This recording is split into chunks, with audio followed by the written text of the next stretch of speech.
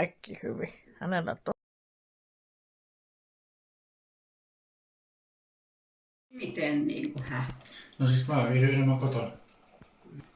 No, niin just. Taas on kissa. Ai mä kerron teille.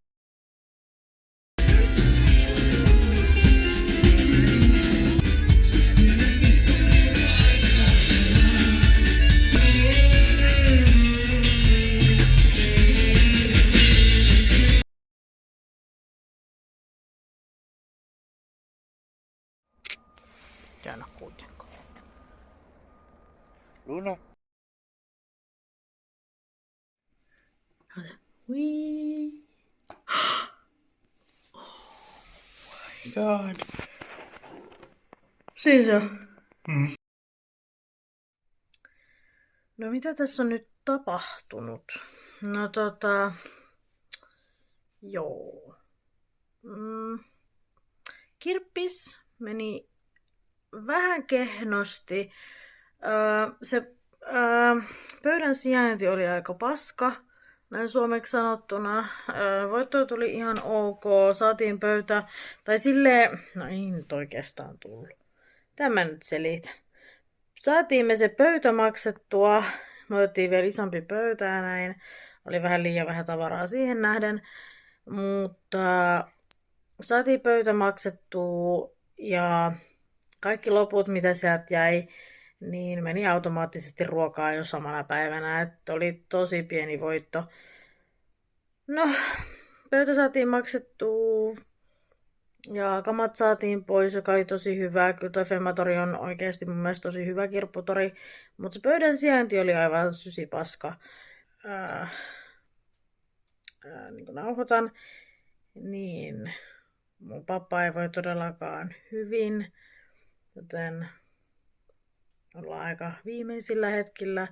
Olen itkenyt tässä, mä oon ollut aivan shokissa. Mä olin yksi päivä, kun äiti laittoi viestiä tästä asiasta enemmän. Ja niin mä olin silleen, me oltiin tuolla muualla Mikon kanssa tekee töitä ja saman tien mä menin johonkin ihme shokkitilaan, jossa niinku, mä en ymmärtänyt enää oikein missä mä oon ja tuntuu, että kävelee ovia päin ja mun jalat ei kantanut yhtään tyyliin ja kaikkea tommoista, niin on se niinku, ei ole voinut oikein kovin hyvin. No puhuin sitten mun ystävän kanssa 2,5 tuntia videopuhelua, samalla kun mä tein sitä 1000 palan palapeliä, niin se nyt sitten vähän niin kuin auttoi takaisin samalla niin kuin maanpinnalla. Mä en ollut edes kauan ollut takaisin sisällä, kun hän sitten soitti ja tuntui tosi hyvältä puhua, koska mä sain sitten siinä niin paljon niin kuin itteeni heräteltyä tähän maanpinnalle ja sain vähän nauraa ja kaikkea tämmöistä, niin mä oon kyllä ihan superkiitollinen. Minä kuulin, että huomenna me ollaan menossa jonnekin ja mä voin laittaa kiharat, jos minä haluan. Joo. Ilmeisesti Mikko ja Tero on keksinyt jotain mun päämenoksi. Mutta en tiedä kyllä yhtään mitä. Eikä ne kerro kelloaikoja eikä mitään muutakaan, joten huomista odotellessa. Nyt mä ajattelin mennä pelaamaan vähäksi aikaa kauppapeliä. Ja odottelen tässä just Mikkoa, että se tulee koneelle. Sain kuulla mun papan menehtyneen aamupäivällä. Ja oli kyllä todella raskas päivä. Me käytiin kuitenkin siellä käyttämässä vielä jäähyväiset. Ja oli muuten ihan törkeän vaikeeta. Nämä oli myös samalle päivälle järjestänyt mulle yllätyksen, totta kai tietämättä tästä asiasta yhtään mitään, mitä tuli tapahtumaan. Mutta yllätys oli tosi onnistunut ja olen todella kiitollinen tästä yllätyksestä, mikä tuli aikaisena synttärilahjana. No niin, nyt on Luna viety hoitoon ja olisi tarkoitus viedä Henna yllätyksenä leffaan, se ei syömään. Tosin Henna ei tiedä sitä vielä. Joten kerrotaan sille ihan just. Mutta tässä on semmoinen juttu, että me ei mennä likiin. No, kun mä just ajattelin. Ei, me mennään tuohon Jumboon. Pääset sinne Normaaliin ja Tigeriin. Jumbo. Joo, sen jälkeen on muu yllätys. Joo. Ja senkin jälkeen on vielä yllätys. Mitä? Joo. Tää on tämmönen yllätys tää teidän päivä. Sen jälkeen sit Lidliin. No sen jälkeen voidaan mennä Lidliin. Taas niin pettynyt, kun Lidlistä on puhuttu koko ajan. Niin me mennään Lidliin. Mut kun sä nyt kattellut niitä Tigerin sivuja ja... Puhunut normaalisti. Niin. Mä just puhuin sulle, sä vastasit omituisesti. No kai. Sitten mä mietin siellä kaupassa, toivottavasti sä nyt osta mitään saippua tai mitään kaupasta. Sä pyörit sen vesmaan. Tieton kastikkeella ei oo. Tulla mut kampaaja ei.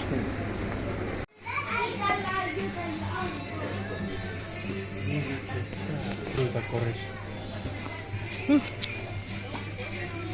Siitä karaoke-mikki. Lähetäänkö shoppailemaan? Joo, täällä. Nää on nykyään muuten hienomman värisiä. Se on se juttu näköjään. Ani.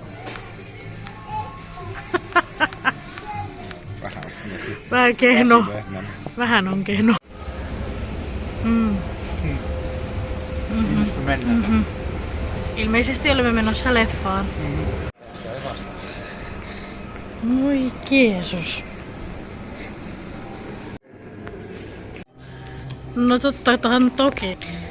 Äijät toi mut katsomaan Paddingtonia. Mä oon nähnyt ne 2 aikaisempaakin ja tää on...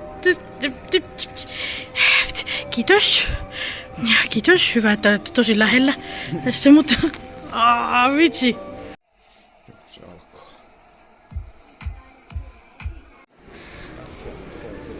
Ystävät muutenut chipoa. Taakka vinksejä, natseja.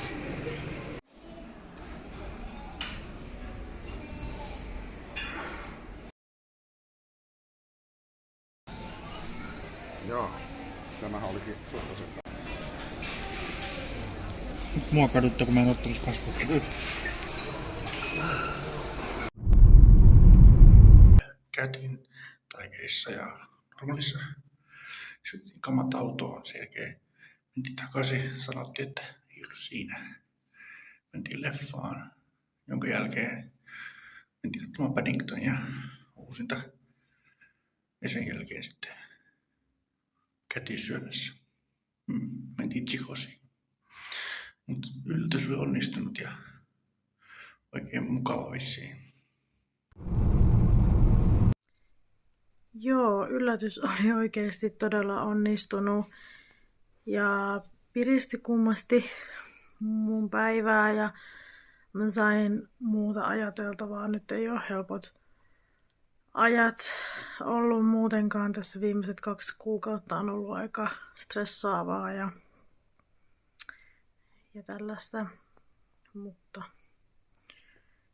joo, tämmöistä. Mutta oli kiva, kun äijät oli järkännyt mulle yllätyksen. Vaikka osui kyllä vähän, niinku, nämä ajoitukset on mun elämässä yleensä just tätä luokkaa.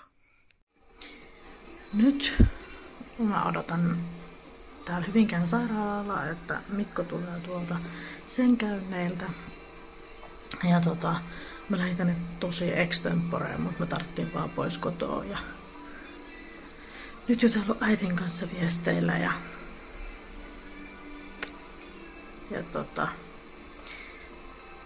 joo. Nyt mä odottelen täällä ja mä en tiedä, että no ainakin pääs ajelee. En mä tiedä. Enkä tiedä mitä tämän jälkeen tapahtuu, mutta täällä mä odottelen. Niin meidän pitää kääntyä tästä vasemmalle.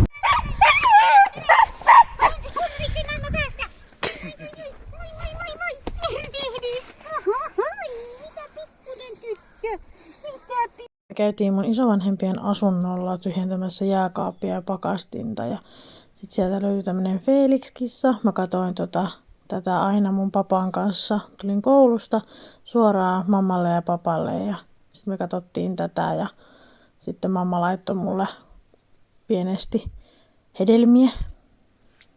Sitten löytyi vanhoja kuvia, paljon. Ja tätä ristinollaa mä pelasin papan kanssa tosi paljon.